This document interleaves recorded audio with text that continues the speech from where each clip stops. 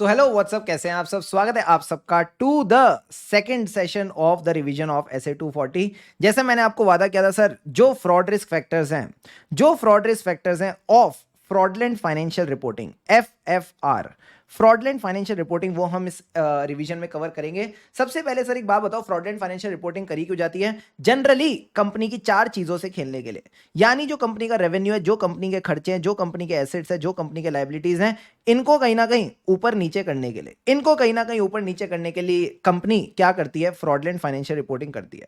अब इसके पीछे के रीजंस क्या हैं? सर उन्हीं रीजंस को हम प्यार से बोलते हैं fraudulent financial fraud risk factors. अब ये जो फ्रॉड रिस्क फैक्टर्स है जनरली तीन प्रकार के होते हैं सर। इनका नाम होता है रियो द जनेरो। सर रियो का क्या मतलब है? आर फॉर रैशनलाइजेशन, यानी जो कंपनी के बंदे उनका एटीट्यूड ऐसा है, उनकी रैशनलाइजेशन ऐसी है जिस वजह से वो फ्रॉड कर रहे हैं। आई का क्या मतलब होता है? इंसेंटिव और प्रेशर, यानी बंदा मजबूरी में कर रहा है या उसके पास कुछ इंसेंटिव है ये फ्रॉड करने का। ओ का मतलब होता है सर अपॉर्चुनिटी, यानी उसको मौका मिला है, मौका फ्रॉड करने का। तो तीन रीजंस हो सकते हैं, रैशनलाइजेशन और एटीट्यूड। बंदे का एटीट्यूड ही खराब है इसलिए फ्रॉड कर रहा है, या उसके पास कोई इंसेंटिव या प्रेशर है फ्रॉड करने का, या कोई अपॉर्चुनिटीज है। अब इसी के तीन एग्जांपल दे रखे हैं, देखो क्या कहता है अगर किसी थर्ड पार्टी ने एक्सपेक्टेशंस क्रिएट कर रखी है। सर ये थर्ड पार्टी कौन है? थर्ड पार्टी वो है जिससे आपको इक्विटी लेनी है। तो अगर आपको मार्केट से इक्विटी उठानी है, शेयर कैपिटल से पैसा उठाना है, तो मार्केट एक्सपेक्ट करेगी आपके प्रॉफिट ज्यादा हो। So this creates a pressure on the company to do fraud. ये कहीं ना कहीं कंपनी पे प्रेशर क्रिएट करता है। ठीक है sir, this is a reason. Second चीज कहता है कि जो मैनेजमेंट के बोनस है ना, ये बोनस तभी मिलेंगे जब वो अनरियलिस्टिक प्रॉफिट टारगेट्स मीट करेगी। क्या मैं कह दूं, इससे मैनेजमेंट के ऊपर एक इंसेंटिव आ गया कि अगर आप प्रॉफिट्स मीट करोगे तो हम आपको बोनस देंगे। सो दिस क्रिएट्स इंसेंटिव। ये मैनेजमेंट को इंसेंटिवाइज करता है फ्रॉड करने के लिए। ठीक है सर। एंड थर्ड पॉइंट क्या है? एंटिटी के कंट्रोल्स ही खराब हैं। तो जब कंट्रोल्स खराब है तो फ्रॉड आसानी से हो जाएगा, फ्रॉड कोई पकड़ेगा भी नहीं। तो इसको कहते हैं अपॉर्चुनिटी। कहीं ना कहीं this creates an opportunity to cover fraud. तो ये आपने तीन बातें समझनी है, प्रेशर, इंसेंटिव, अपॉर्चुनिटी। ठीक है सर। अब कुछ एग्जांपल्स दे रखे हैं, इन एग्जांपल्स को बस आप इसी नजरिए से पढ़ना कि आपको इन सब की अच्छे से अंडरस्टैंडिंग लेके चलनी है। बिकॉज अभी जो आईसीआई का ट्रेंड चल रहा है सर, वो क्या चाहता है? आईसीआई चाहती है कि अगर आपने चीजों को प्रॉपर्ली अंडरस्टैंड कर रखा होगा तो जो आईसीआई आपको केस स्टडी बेस्ड क्वेश्चन देगी वो आप इजीली कैटर कर पाओगे। क्या ये बात समझ आती है? हाँ सर। और मेरी कोशिश रहेगी इस टॉपिक के रिगार्डिंग दो केस स्टडीज आईसीआई ने जो आपके मटेरियल में डाली हैं वो दोनों भी हम कवर करके चले, ताकि एकदम आपको बढ़िया वाला कॉन्फिडेंस आ जाए। सबसे पहले सर बात करते हैं इंसेंटिव और प्रेशर की। कैसे एक प्रेशर आ सकता है कंपनी में टू डू फ्रॉड? तो ये कहते हैं प्रेशर तीन रीजंस की वजह से आ सकता है। सर ये तीन रीजंस क्या है? पहला रीजन है इंडस्ट्री की वजह से, दूसरा रीजन है एंटिटी की खुद की हरकतों की वजह से, जो एंटिटी की ऑपरेटिंग कंडीशंस हैं उसकी वजह से, एंड तीसरा कहता है इकोनॉमिक कंडीशंस की वजह से। तो ये तीन कंडीशंस आपने जाननी है, तीन रीजंस जिसकी वजह से कंपनी पे प्रेशर आ सकता है, इकोनॉमिक, इंडस्ट्री और ऑपरेटिंग कंडीशन। सबसे पहले सर बात करते हैं इंडस्ट्री की। इंडस्ट्री का मतलब होता है कंपटीशन और कस्टमर्स। ये कहता है आपका कंपटीशन इतना ज्यादा हो गया ना कि बैंड ही बज गई है, कहीं ना कहीं बैंड ही बज गई है। आपके मार्जिन्स वगैरह सब कम हो गए हैं। क्योंकि मार्जिन्स कम हो गए हैं, प्रॉफिटेबिलिटी कम हो गई है, तो आपको अब फाइनेंशियल स्टेटमेंट्स में हेरा फेरी करनी पड़ रही है ताकि आप उनको प्रॉफिट्स को ज्यादा दिखा सको। ठीक है सर। दूसरी चीज ये कह रहा है कंपटीशन तो ठीक है, इसके अलावा सर क्या हो रहा है? कस्टमर डिमांड भी कम हो गई है। अब क्योंकि कस्टमर डिमांड कम हो गई है, बिजनेस फेलियर्स हो रहे हैं, तो अगेन आपको अपने फाइनेंशियल्स की गुडी गुडी पिक्चर दिखाने के लिए, अच्छे से दिखाने के लिए फ्रॉडलेंट फाइनेंशियल रिपोर्टिंग करनी पड़ रही है। ठीक है सर। अगली चीज ये कहता है कि जो बाकी कंपनीज है ना आपकी इंडस्ट्री में, these are just like your competitor. जो बाकी कंपनीज है इंडस्ट्री में, उनके कंपेरिजन में या तो आपकी ग्रोथ बहुत ज्यादा तेज हो गई है। अब सर रैपिड ग्रोथ तो अच्छी बात होती है, हमेशा नहीं। अगर किसी कंपनी की बहुत ज्यादा रैपिड ग्रोथ हो गई है ना, चांसेस आर कि उसके बाद वो स्टेगनेंट हो जाएगी, या डिक्लाइन हो जाएगी। तो if there is a rapid growth, again sir यहां पे क्या है? एक प्रेशर क्रिएट हो जाता है कि हमें अब इस ग्रोथ को कंटिन्यू रखना है। अब उस ग्रोथ को कंटिन्यू रखने के लिए वो गलत तरीके से फाइनेंशियल स्टेटमेंट बना सकती है। हाँ सर।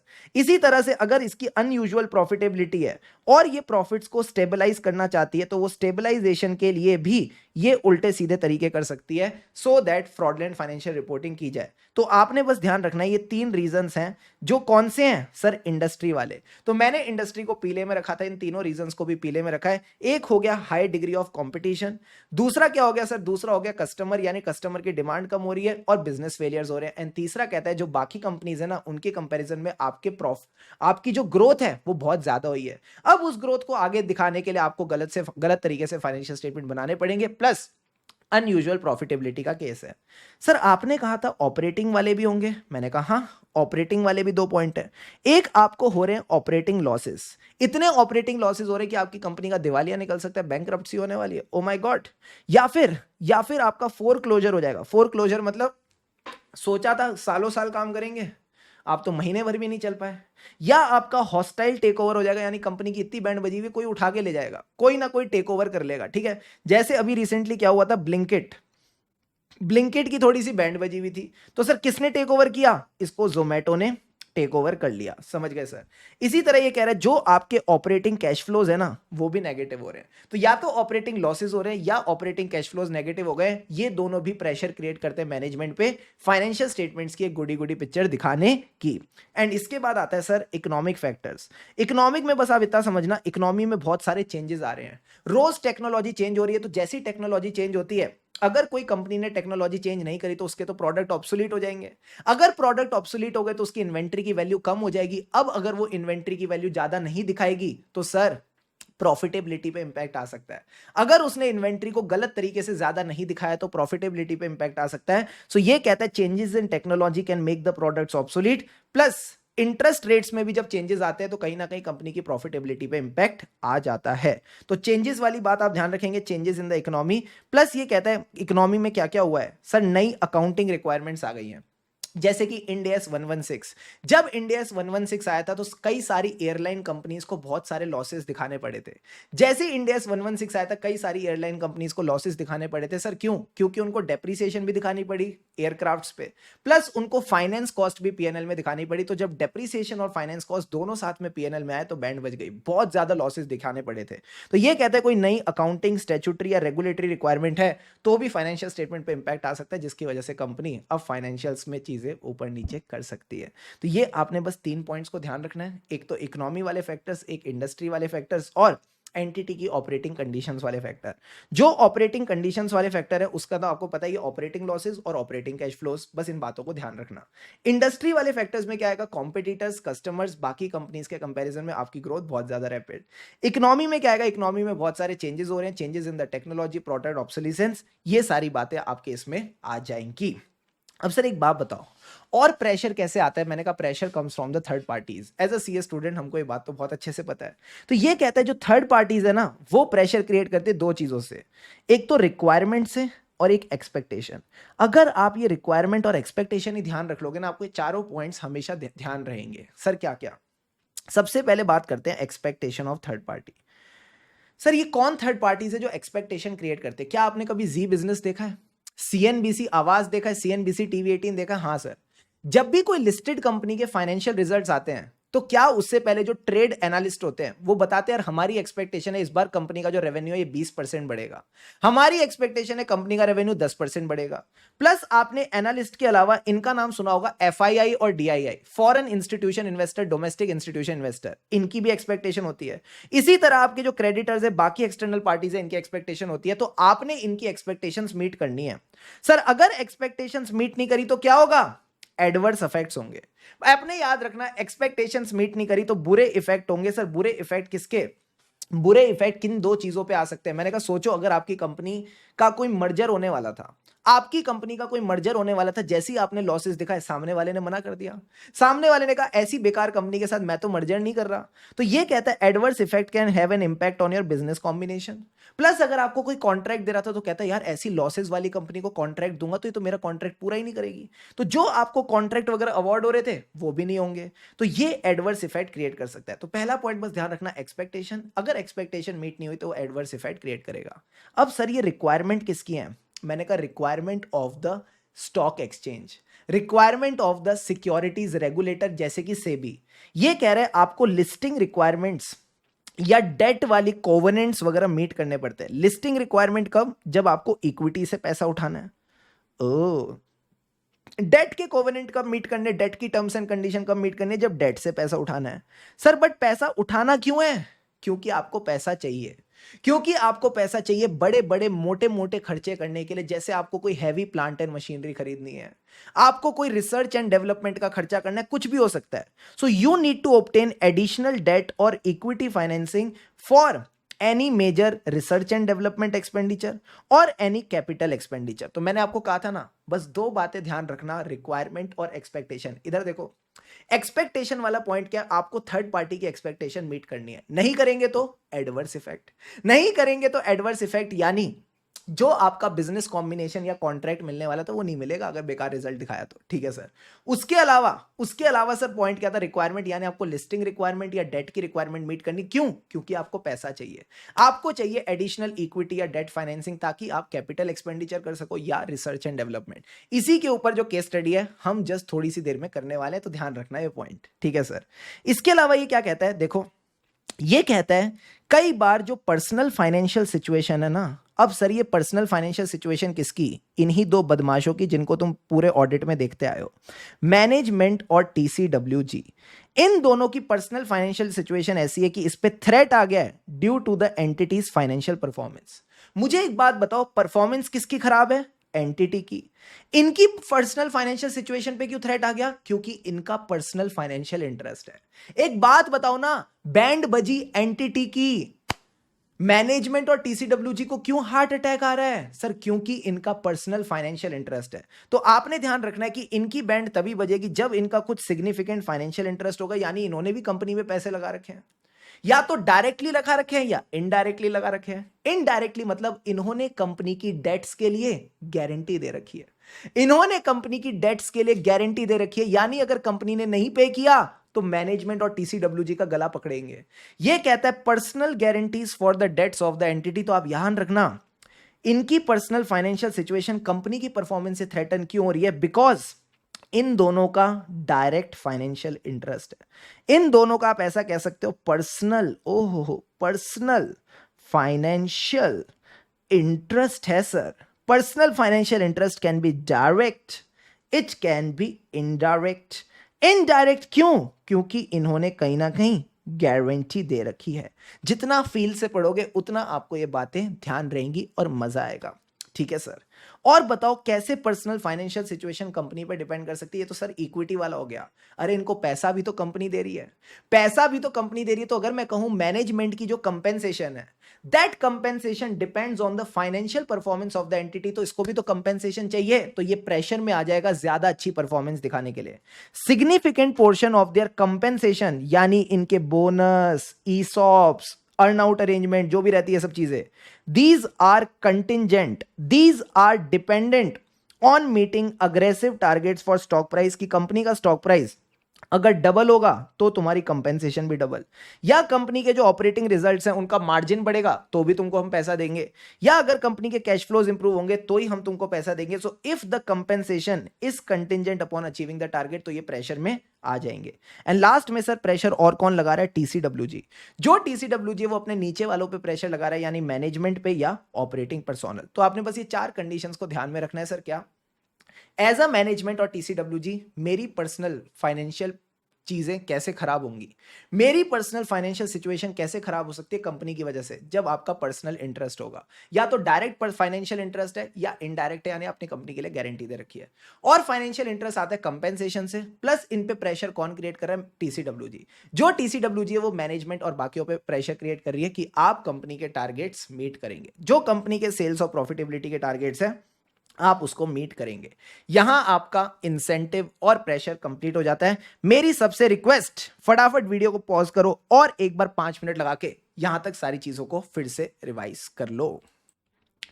हाँ जी मित्रों, so now let's begin with the next part, that is the opportunity. Opportunity मतलब मौका, मौका, मौका, मौका। सबसे इंटरेस्टिंग पार्ट यही वाला है।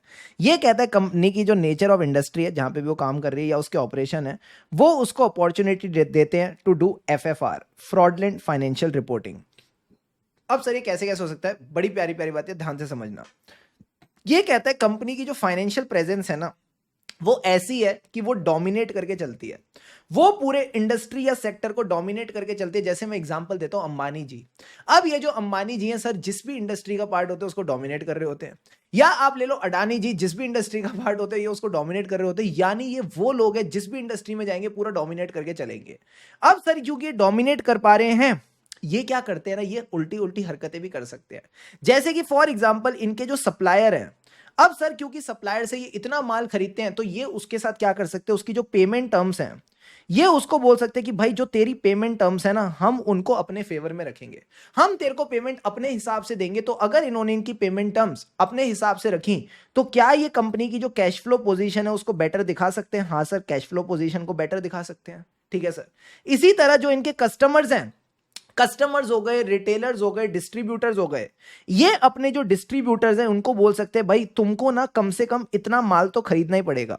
दे can decide the minimum sales quantity, कम से कम तुमको इतना माल तो खरीदना ही पड़ेगा। तो जब ये ज्यादा सेल्स दिखा देंगे अपने डिस्ट्रीब्यूटर को तो सर ये क्या करेंगे, ये अपने रेवेन्यू को इन्फ्लेट कर सकते हैं। ये कहीं ना कहीं अपने रेवेन्यू को इन्फ्लेट कर सकते हैं, which is not at arms length price. Generally ऐसा नहीं होता, जनरली ऐसा नहीं होता, बट क्योंकि ये डोमिनेट कर रहे हैं तो इस वजह से ये ऐसी हरकतें कर सकते हैं और हम इनका कुछ बिगाड़ भी नहीं पाएंगे। सो पहली चीज ये कहती है आपकी ऐसी डोमिनेंट पोजीशन है किसी इंडस्ट्री और सेक्टर में जहां पे आप डिक्टेट कर सकते हो, आप अपनी चला सकते हो जैसे वो भी अपनी चलाती थी। ये कहता है आप अपनी चला सकते हो, आप अपने टर्म्स एंड कंडीशंस को डिक्टेट कर सकते हो जो भी सप्लायर है और कस्टमर को लेके, so that you can do some non arms length price transaction. ठीक है सर।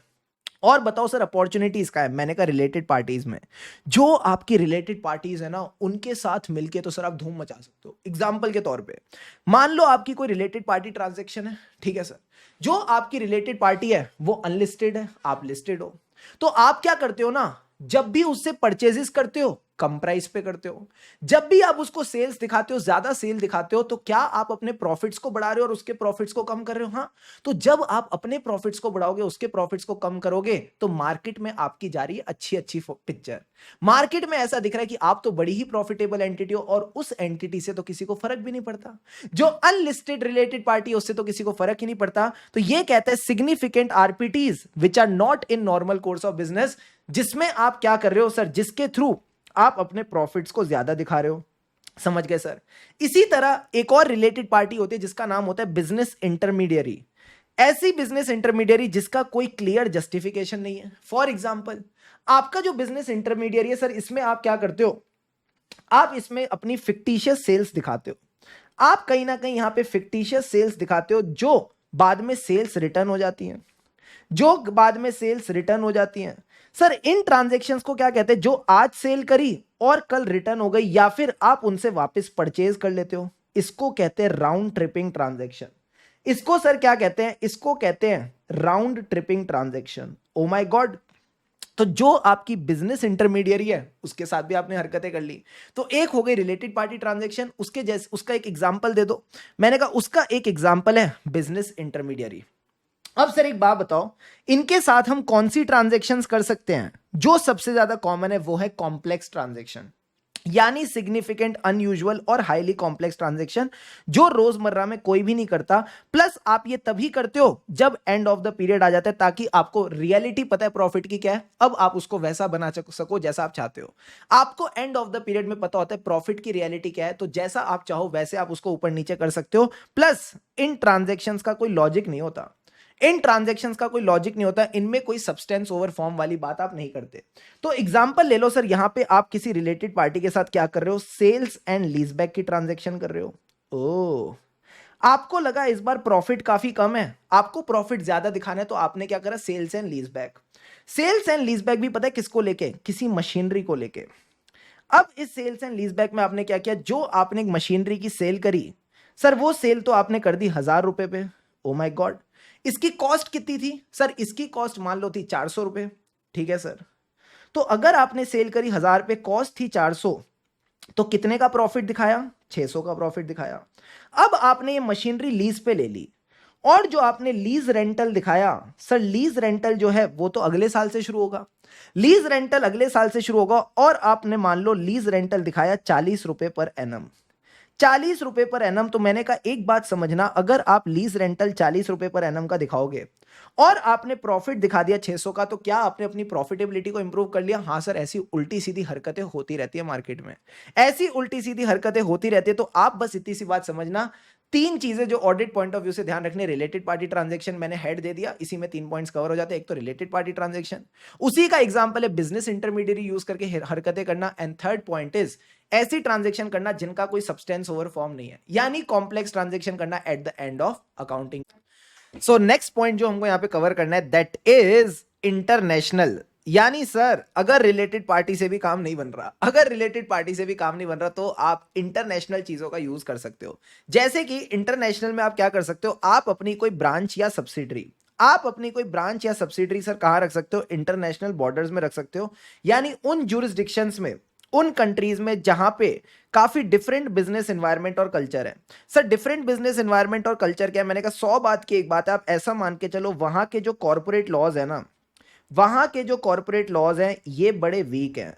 यानी इंडिया में अगर आपको लग रहा है दिक्कत हो रही है, इंडिया में बड़ी दिक्कत हो रही है सर हेरा फेरी वाली ट्रांजैक्शंस करने में, फ्रॉड करने में, तो आप क्या कर सकते हो, आप अपने बिजनेस का कोई यूनिट या ऑपरेशन ऐसी कंट्रीज में रख सकते हो जहां के कॉर्पोरेट लॉज वीक है। तो वहां पे अगर आप क्या करोगे, कुछ फ्रॉडलेंट फिक्टिशियस सेल्स करोगे या कुछ फिक्टिशियस परचेजेस वगैरह दिखाओगे, तो फिर उनको पकड़ना मुश्किल हो जाएगा। तो फ्रॉडलेंट फाइनेंशियल रिपोर्टिंग करने के लिए कई बार कंपनीज क्या करती है, वो अपने कुछ बिजनेस यूनिट्स, वो अपने कुछ ऑपरेशंस ऐसी कंट्रीज में लगाती है जहां के कॉर्पोरेट लॉज में दम नहीं है। ठीक है सर। इसी तरह आपने एक चीज तो सुनी होगी सर, किसके बारे में? टैक्स हेवन के बारे में। टैक्स हेवन जो कंट्रीज होती है उनके साथ हम ट्रांजैक्शन क्यों करते हैं? ताकि हम अपनी जो टैक्स लायबिलिटी है, टैक्स लायबिलिटी को शिफ्ट कर सकें। समझ गए सर? क्योंकि इंडिया में तो 30% लगता है और वहां पे 0% लगता है या बहुत कम लगता है। तो आप हमेशा चाहोगे जो आपकी इनकम है वो ऐसी कंट्रीज में शिफ्ट हो जहां पे टैक्स लायबिलिटी कम है। तो ये कहते हैं कंपनी ने क्या कर रखा है, सिग्निफिकेंट बैंक अकाउंट, सब्सिडरी या ऑपरेशंस रख रखे हैं टैक्स हेवन ज्यूरिसडिक्शन, जिसका कोई जस्टिफिकेशन नहीं है, जिसका कोई भी लॉजिक नहीं है। तो मैंने कहा ये भी एक तरीका है फ्रॉडलेंट फाइनेंशियल रिपोर्टिंग करने का। तो अभी तक हमने क्या क्या किया सर? अपॉर्चुनिटीज में सबसे पहले तो कंपनी अपनी टर्म्स को डिक्टेट करती है, डोमिनेंट कंट्रोल रखती है, जिस वजह से ये सप्लायर और कस्टमर्स पे अपनी चलाती है। इतनी सी बात समझ लेना, ठीक है सर। फिर रिलेटेड पार्टी ट्रांजैक्शन में आपने बोलना है related party transaction outside normal course of business, और उसकी दो बातें कर लेना। एक तो example of related party business intermediary, जिसका भी कोई बिजनेस जस्टिफिकेशन नहीं है और आप उसके थ्रू भी अपनी सेल्स को बस इन्फ्लेट कर रहे हो, जिसका एग्जांपल मैंने आपको दिया था राउंड ट्रिपिंग ट्रांजैक्शन। इसके अलावा कॉम्प्लेक्स ट्रांजैक्शन कर रहे हो at the end of the period, ताकि अगेन आप अपने फाइनेंशियल स्टेटमेंट्स की एक गुडी पिक्चर दिखा सको। फिर इंटरनेशनल में आप दो चीजें बोल सकते हो सर, क्या? या तो अपने बिजनेस यूनिट ही हमने ऐसी इंटरनेशनल ज्यूरिसडिक्शन में लगाया जहां पे वीक कॉर्पोरेट लॉज है, यानी you can say having a different culture और डिफरेंट बिजनेस एनवायरनमेंट। या आप अपने बैंक अकाउंट्स या सब्सिडरी ऐसी कंट्रीज में रखे जो टैक्स हेवन ज्यूरिसडिक्शन है, यानी वहां पे टैक्स लॉज पे टैक्स रेट्स काफी कम लगते हैं। अब सर ये अकाउंटिंग एस्टिमेट्स वाली बात क्या है?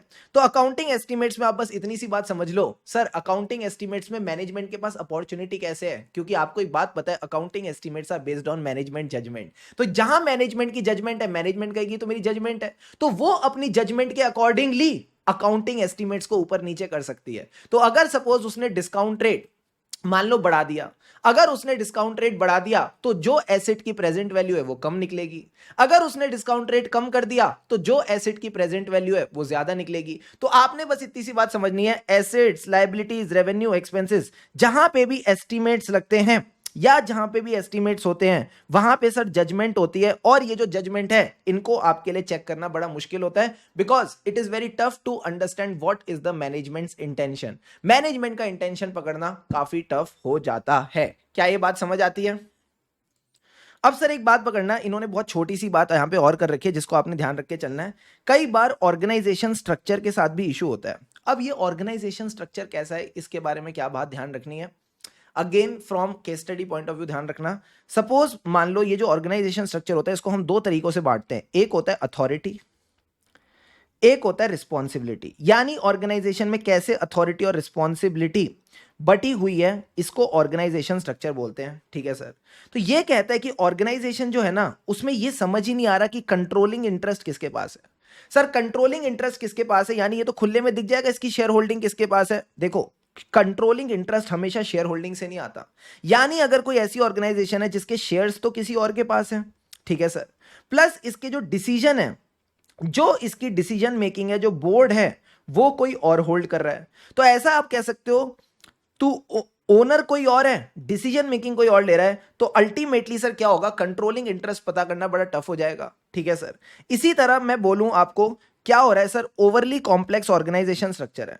ओवरली कॉम्प्लेक्स ऑर्गेनाइजेशन स्ट्रक्चर है मतलब there are different managerial lines of authority. अगर different managerial lines of authority है तो मतलब सीईओ भी डिसीजन ले रहा है। इसी तरह इस कंपनी में सर क्या है, कोई मैनेजिंग डायरेक्टर भी है, ये भी डिसीजन लेता है। अब ये दोनों की मान लो कभी चलती नहीं, तो इनके जो नीचे वाला बंदा है वो डिसीजन ले रहा है। तो अगर different managerial lines of authority होंगी, या इन्होंने कोई अनयूजुअल लीगल एंटिटीज बना रखी है जो कंपनी के बिहाफ पे डिसीजंस ले रही है, it will be very difficult. अब सर ये जब दो चीजें खराब होंगी ना, ऑर्गेनाइजेशन कभी भी तमीज से काम नहीं कर पाएगी और लोग ऑर्गेनाइजेशन में रुकेंगे नहीं। लोग ऑर्गेनाइजेशन में रुकेंगे नहीं, यानी it will lead to high turnover of the management, legal counsel और टीसीडब्ल्यूजी। तो अगेन बस ये 3 पॉइंट्स को ध्यान में रख के चलना, not that important, you should just know कि हाँ ये भी एक चीज है, एक इंडिकेशन है कि ऑर्गेनाइजेशन स्ट्रक्चर अनस्टेबल हो रहा है एंटिटी का। इसके अलावा ये कह रहे हैं इंटरनल कंट्रोल्स भी कभी कभार खराब दिखते हैं, तो जब भी इंटरनल कंट्रोल्स खराब है, it is opportunity to do fraud. पहली चीज कहता है इनएडिक्वेट मॉनिटरिंग ऑफ कंट्रोल, कोई बंदा आके कंट्रोल्स को देखता ही नहीं है। सर मॉनिटरिंग नहीं हो रही, इसका मतलब क्या है, हो सकता है एंटिटी ने इंटरनल ऑडिट फंक्शन लगा ही नहीं रखा। क्योंकि इंटरनल ऑडिट फंक्शन ही नहीं है तो कोई चेक ही नहीं करना इंटरनल कंट्रोल्स तमीज से काम कर रहे हैं कि नहीं। इसके अलावा सर क्या है, हाई टर्नओवर रेट्स, लोग रुकते ही नहीं है, लोग रुकते ही नहीं है। जो अकाउंटिंग वाले लोग हैं वो चले जाते हैं, क्यों, क्योंकि उन पे प्रेशर डाला जाता होगा, उन पे प्रेशर डाला जाता होगा गलत गलत अकाउंटिंग करने का। जो इंटरनल ऑडिट वाले लोग हैं वो भी चले जाते हैं, क्यों, क्योंकि उन पे प्रेशर डाला जाता होगा कि तुम हमारी डेफिशिएंसीज को रिपोर्ट मत करो। आईटी स्टाफ वाले भी चले जाते हैं, उन पे भी प्रेशर डाला जाता होगा कि आईटी के कंट्रोल्स में जो कमियां हैं उनको आगे मत आने दो। तो ये कह रहा है कि इन सब लोगों पे प्रेशर डाल डाल के इनको निकाला गया है, तो कहीं ना कहीं देयर इज अपॉर्चुनिटी कि यहां पे फ्रॉड हो रहा होगा। एंड लास्ट में सर ये कह रहा है एंटिटी के जो इंफॉर्मेशन सिस्टम है, अकाउंटिंग सिस्टम्स है, दीज आर नॉट इफेक्टिव। तो मैं सिंपल सी बात बोलता हूं, अकाउंटिंग करने के लिए लोग भी नहीं है, सिस्टम भी नहीं है। अकाउंटिंग करने के लिए लोग भी नहीं है, सिस्टम भी नहीं है, तो ये बात आपने इंटरनल कंट्रोल कंपोनेंट्स में ध्यान रखनी है। How can a internal control component B deficient? Sir सबसे पहले तो कंट्रोल्स को कोई मॉनिटर ही नहीं कर रहा, इंटरनल ऑडिट फंक्शन ही नहीं है। क्यों नहीं है? क्योंकि वो चला गया। क्यों नहीं है? क्योंकि वो चला गया, यानी there is a high turnover rate.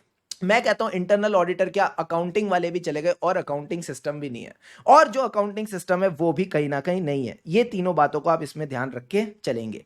यहां हमारा जो अपॉर्चुनिटी वाला पार्ट है वो कहीं ना कहीं कंप्लीट हो जाता है। So I hope all these examples are crystal clear to all of you.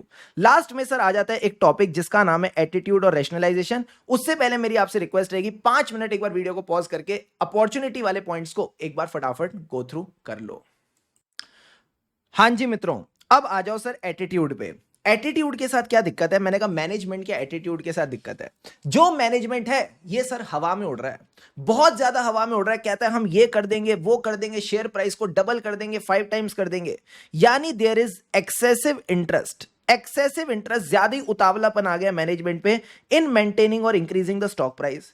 Sir खुद तो एक्साइटेड है ही, ये दूसरों को भी ज्यादा एक्सपेक्टेशंस क्रिएट कर रहा है। ये कह रहा है practice of the management by committing, अलग ही कमिटमेंट कर रहा है। ज्यादा कमिटमेंट करेगा ना तो इस पे प्रेशर आ जाएगा, ज्यादा कमिटमेंट करेगा तो इस पे इंसेंटिव और प्रेशर वाला प्रेशर आ जाएगा। कमिटमेंट कर देता है एनालिस्ट को, क्रेडिटर्स को, थर्ड पार्टीज को, हम धूम मचा देंगे, बड़े बड़े फोरकास्ट दे रहा है कि टर्नओवर डबल हो जाएगा, ट्रिपल हो जाएगा। अब सर खुद को तो मिर्ची लगी रही है, दूसरों को भी लगा रहा है, एंड दोनों के साथ साथ सर क्या कर रहा है, जब ये चीजें अचीव नहीं होती तो उल्टे सीधे हरकतें करता है। यहां लिखो, अगर ये दोनों चीजें अचीव नहीं होती तो सर क्या करता है, इन दोनों चीजों को अचीव करने के लिए उल्टी सीधी हरकतें करता है।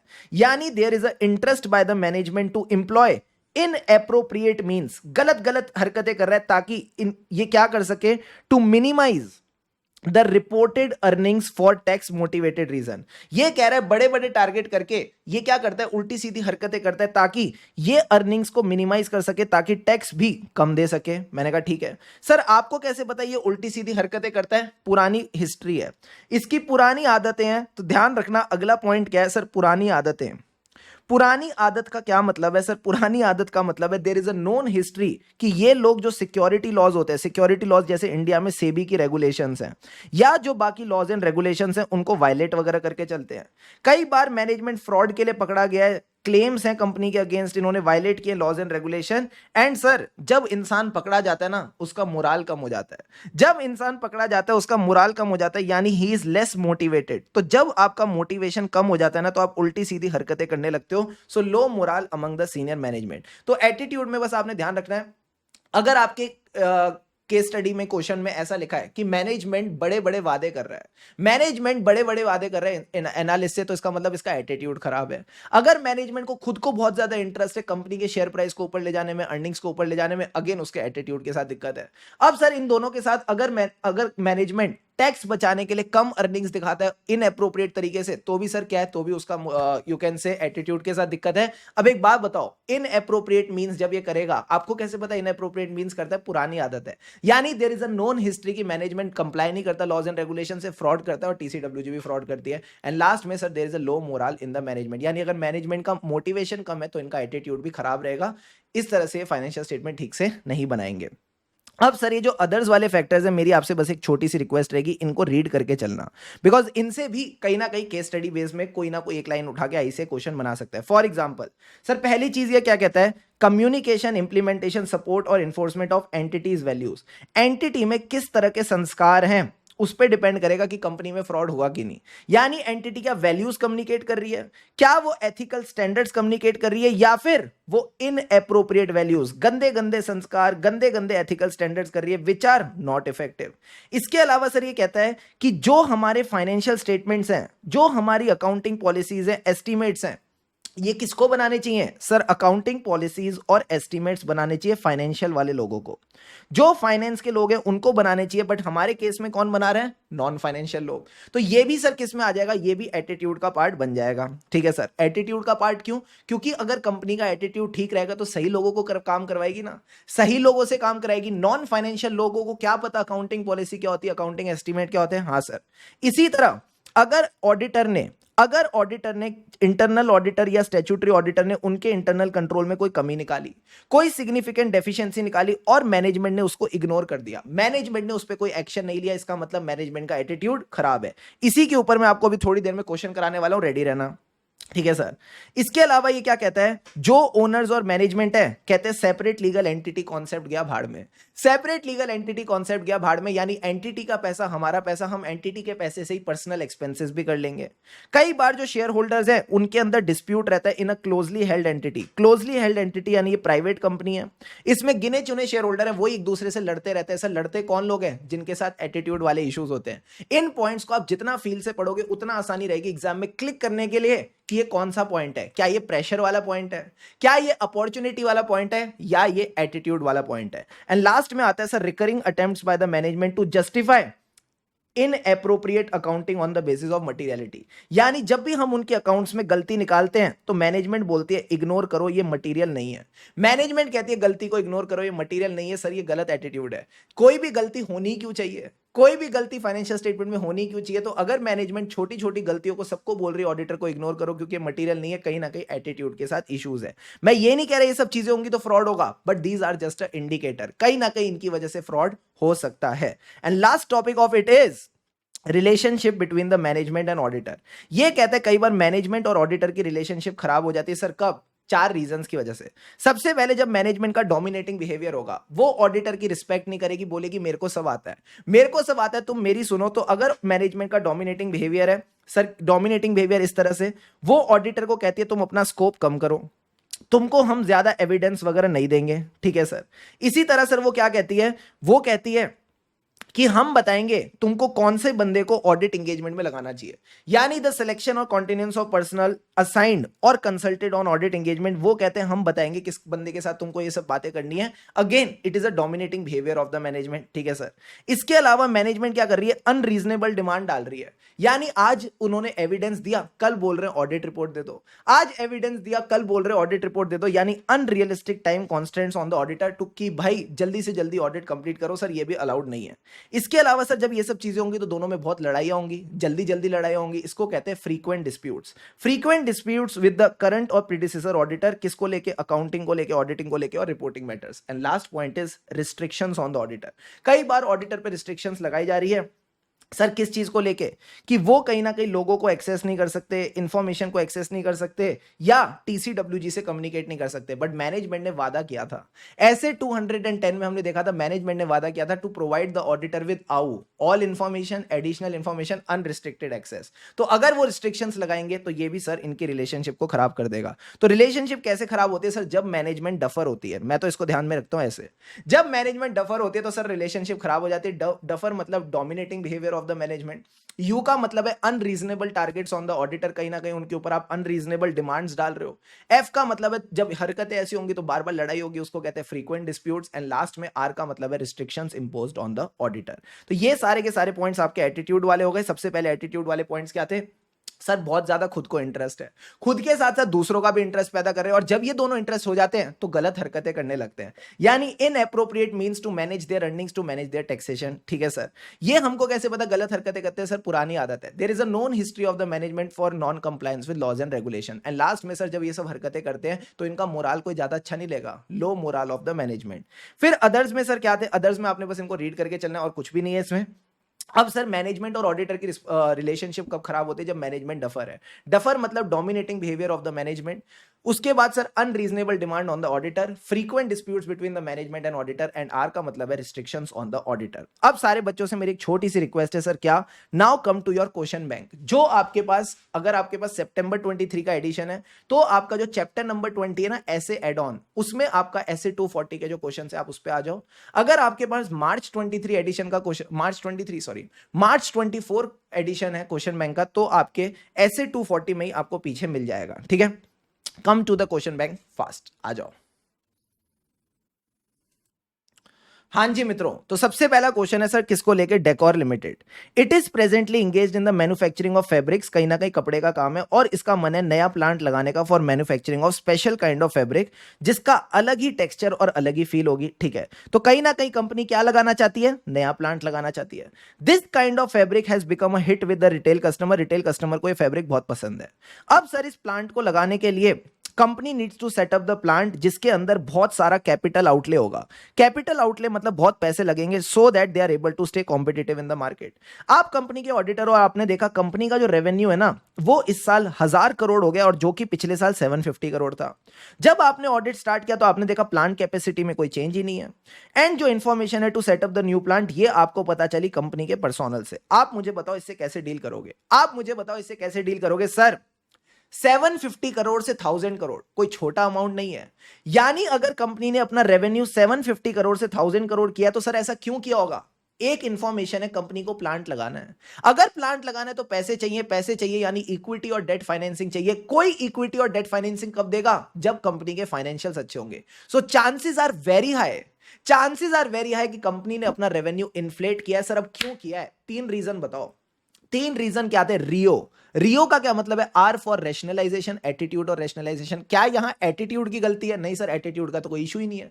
आई फॉर इंसेंटिव और प्रेशर, क्या मैं बोल दूं कंपनी पे प्रेशर है प्लांट खरीदने का, कंपनी पे प्रेशर है पैसे उठाने का ताकि वो प्लांट खरीद सके, answer is yes sir, pressure है।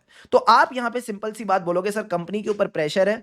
ये आपको कैसे पता लगा सर, हमें फ्रॉडलेंट फाइनेंशियल रिपोर्टिंग के रिस्क फैक्टर्स की बात करनी है, क्वेश्चन में लिखा है discuss how you will deal with the above situation as a auditor paying special attention to the risk of material misstatement due to fraudulent financial reporting. तो अगर आपने एग्जामिनर को बता दिया सर क्या, पहले बताओ फैक्ट्स ऑफ द केस, फिर बोलो there is a excessive pressure on the management कि वो फ्रॉडलेंट फाइनेंशियल रिपोर्टिंग करे ताकि वो रोजी रोजी गुडी गुडी पिक्चर दिखा सके। This is a fraud risk factor जो ऑडिटर को इवैल्यूएट करना चाहिए। अब सर रेवेन्यू की टेस्टिंग कैसे करें, अब हम रेवेन्यू की टेस्टिंग कैसे करें, तो सारे बच्चे देखो ये क्या कहता है, auditor can consider the above fraud risk factor for risk of material misstatement. ठीक है सर, अब मुझे एक बात बताना, जब किसी कंपनी में फ्रॉड है तो आपके पास टेस्टिंग के लिए क्या क्या प्रोसीजर हैं। सर ऐसे 330 ने सिखाए थे फर्दर ऑडिट प्रोसीजर, उन्हीं को कहते हैं टेस्टिंग। इसमें आते 2 फर्दर ऑडिट प्रोसीजर, एक तो प्रोसेस को चेक कर लो जिसको कहते हैं टेस्ट ऑफ कंट्रोल, और अमाउंट्स को चेक कर लो जिसमें आते 2 प्रोसीजर। एक आता है इस अमाउंट्स वालों को बोलते हैं सब्सटेंटिव ऑडिट प्रोसीजर, इसी के अंदर आ जाते हैं आपके टेस्ट ऑफ डिटेल्स और एनालिटिकल प्रोसीजर। क्या ऐसा ही होता है, हाँ सर। जो कंपनी फ्रॉड कर रही है क्या वो डॉक्यूमेंट्स में भी हेराफेरी कर देगी, हाँ, तो टेस्ट ऑफ डिटेल्स गया भाड़ में। तो हम क्या कर सकते हैं सर, हम टेस्ट ऑफ कंट्रोल्स कर सकते हैं और एनालिटिकल प्रोसीजर। अच्छा एक बात बताओ, वो कौन सा एनालिटिकल प्रोसीजर होता है जो ऑडिट में डेटा एनालिटिक्स यूज करके होता है सर? उसको बोलते हैं कार्ट, कंप्यूटर असिस्टेड ऑडिट टेक्निक। तो आप ये तीनों चीजें कर सकते हो, test of control, analytical procedure और एनालिटिकल प्रोसीजर में भी to be specific computer assisted audit technique. तो यहां देखो ये क्या कहता है, auditor will perform substantive analytical procedure, computer assisted audit technique plus आप कंट्रोल्स को टेस्ट करोगे of the revenue. Sir test of details क्यों नहीं? क्योंकि कंपनी फ्रॉड है तो डॉक्यूमेंट्स में हेराफेरी कर सकती है। इसी तरह से आ जाओ question number 2, CA Ridhima. Internal auditor of track store limited has pointed out deficiencies in the internal control. इसने दो डेफिशिएंसीज निकाली है सर, किसमें? एक तो रिसीवेबल्स में, एक कस्टमर्स में, कि जो कस्टमर्स हैं उनको ज्यादा क्रेडिट लिमिट दी जा रही है based on their track record. ठीक है सर, उनकी कस्टमर की क्रेडिट लिमिट का कोई रिव्यू नहीं होता, प्लस रिसीवेबल्स का रिकंसिलेशन नहीं होता एट द स्टिपुलेटेड इंटरवल। एक बात बताओ, ना तो आप अपने डेटर्स पे ट्रैक रख रहे हो, ना आप अपने कस्टमर्स की क्रेडिट लिमिट पे ट्रैक रख रहे हो, तो क्या होने वाला है सर? डेटर्स बढ़ने वाले हैं, डेटर्स बढ़ने वाले हैं और हो सकता है कि सर बैड डेट्स भी बढ़ जाए। इसी के साथ कंपनी के जो बैड डेट्स हैं सर, वो बैड डेट्स भी बढ़ जाएंगे। तो ऐसा बताओ, ये कहता है statutory auditor of the company को पता चला कि कंपनी ने इस पे कोई एक्शन नहीं लिया है, कोई आपको गलती निकाल के दे रहा है और कंपनी एक्शन नहीं ले रही, तो सर ये कौन सा फैक्टर होगा? रियो में बताओ, एटीट्यूड और रैशनलाइजेशन? Answer is yes. हमने भी एटीट्यूड और रैशनलाइजेशन में ये वाला पॉइंट पढ़ा था, अगर आपको ध्यान रहे। इधर देखो, management failing to remedy the significant deficiency in internal control. Sir attitude का इशू है, ये भी कहीं ना कहीं एटीट्यूड का इशू है। तो दोस्तों सर इसमें क्या होगा, आप सिंपल सी बात बोलो, ये दिखाता है मैनेजमेंट का करेक्टर खराब है। इट रिफ्लेक्ट्स की एटीट्यूड, करेक्टर और एथिकल वैल्यूज इंटेंशनली वो डिसऑनेस्ट एक्ट कमिट करना चाहते हैं। ये जो इनका फेलियर हुआ है to rectify a known deficiency, sir ये क्या है? ये कहीं ना कहीं एक पोटेंशियल देता है फ्रॉड को। ठीक है सर, एटीट्यूड वाली बात, it is a fraud risk factor related to fraudulent financial reporting, ये आ गया। ठीक है सर, इसके बाद आप सर क्या बोलोगे? इसके बाद आप बोलोगे it can lead to intentional misstatement, क्योंकि जब आप रिव्यू नहीं करोगे कस्टमर्स को, it can lead to companies funds tying with the risky customer due to collusion. हो सकता है मैनेजमेंट और कस्टमर्स मिले हुए हो। So this is a fraud risk factor of fraudulent financial reporting. तो आपने बस इतना ध्यान रखना है सर, क्या ये एटीट्यूड का इशू है, ये कहीं ना कहीं दिखाता है एंटिटी का करेक्टर और एथिकल वैल्यू सही नहीं है, एंड इस वजह से सर क्या हो सकता है, कंपनी के फंड्स डेटर्स में फंस जाएंगे और हो सकता है कस्टमर्स और मैनेजमेंट मिली हुई हो। So that's why it is a fraud risk factor of fraudulent financial reporting. तो यही दो क्वेश्चन है जो आईसीआई ने दे रखे फ्रॉडलेंट फाइनेंशियल रिपोर्टिंग को लेकर और उसके रिस्क फैक्टर्स को लेकर। तो मेरी आपसे बस ये रिक्वेस्ट रहेगी, जितने भी रिस्क फैक्टर्स हैं उनको बस 10-15 मिनट लगा के एक बार फटाफट गो थ्रू कर लेना। ठीक है, ज्यादा इसमें मेरे को नहीं लगता रट्टा लगाने की नीड है। Just have that conceptual clarity so that अगर एक केस स्टडी बेस्ड क्वेश्चंस आए, you are able to deal with it. Thank you so much for attending this session. अगर अच्छा लगा तो do let me know in comments, and yes, यूं ही खुशी खुशी मन लगा अगर पढ़ते रहे, खुशी से पढ़ेंगे तभी आगे बढ़ेंगे। ऑल द बेस्ट, लगे रहो मित्रों।